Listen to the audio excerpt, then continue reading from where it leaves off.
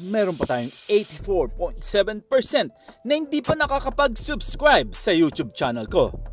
Bagong lahat, huwag nating kakalimutan na mag-subscribe and click the bell para ma-receive ninyo lahat ng aking notifications. Mikey Williams, palagi na lang pinag-uusapan sa social media.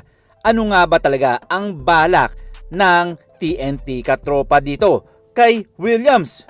Well, ayon nga sa mga balita, nakikipagnegosasyon nga daw itong si Mikey Williams sa TNT katropa. At syempre, likewise, ang TNT katropa ay nakikipag-usap nga kay Mikey Williams.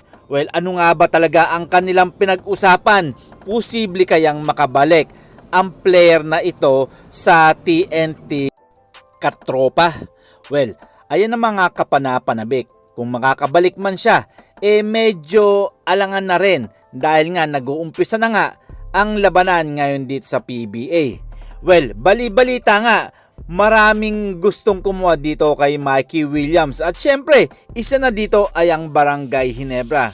Well, ultimo ako mga parkoy, marami rin nagsasabi na si Williams nga ay gusto maglaro dito sa Barangay Ginebra at sino naman ang pwedeng ipalit sa kanya.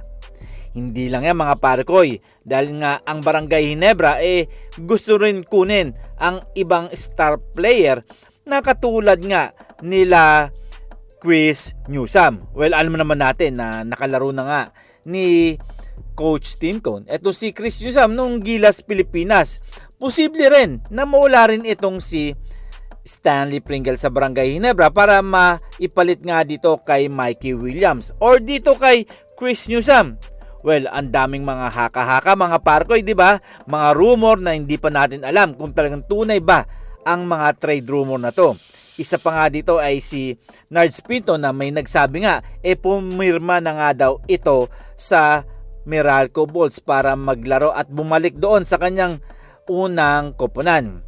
Kayo mga parkoy, ano kaya ang nasa isip ni Coach Tim Cone at ang Barangay Ginebra? Well, hintay-hintay lang tayo dahil for the next season, marami pa rin magbabago dyan.